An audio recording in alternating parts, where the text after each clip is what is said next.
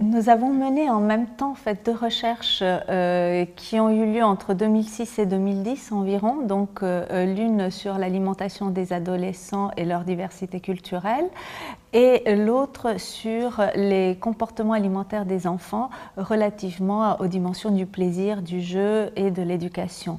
Et donc ce sont des recherches, l'une porte sur les adolescents de 12 à 19 ans et la deuxième sur les enfants de 4 à 12 ans.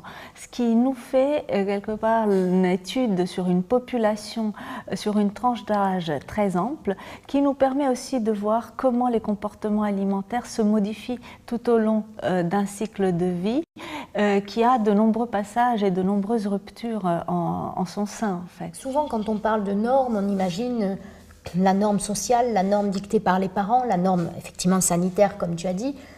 Il y a aussi des normes qui sont des normes adolescentes. Les adolescents aussi créent leurs propres normes. Ainsi, par exemple, ces adolescents vont définir ce qui est du domaine du mangeable entre eux devant tous les copains et ce qui est du domaine du mangeable, par exemple, uniquement à la maison ou chez les grands-parents. On ne mangera pas la même chose entre amis, entre copains, entre pairs et chez soi, par exemple.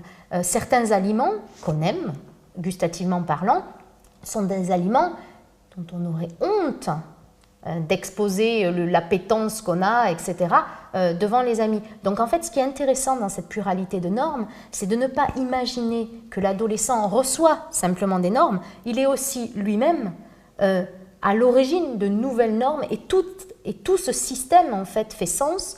Et quand on parle de pluralité de normes ou même de concurrence entre les normes, il faut voir que finalement, tout le monde est acteur dans ce petit jeu, mais qu'il n'y a pas uniquement du subi de la part des adolescents.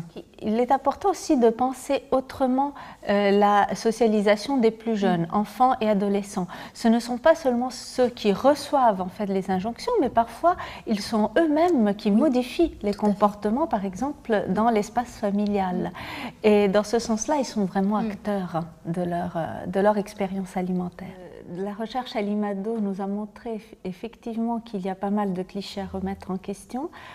Comme Véronique, effectivement, je suis d'accord, il y a une grande diversité des adolescents, ils ne sont pas tous massifiés, comme on dit, et il y a une véritable, je dirais, gastronomie adolescente, donc une connaissance qu'on ne soupçonnait pas forcément des plats, des ingrédients, de la manière de les préparer, et une gastronomie qui se fonde sur des critères qui peut-être ne sont moins familiers, c'est-à-dire elle se base beaucoup par exemple sur le tactile et le visuel, même si les odeurs et le goût ne sont jamais très loin.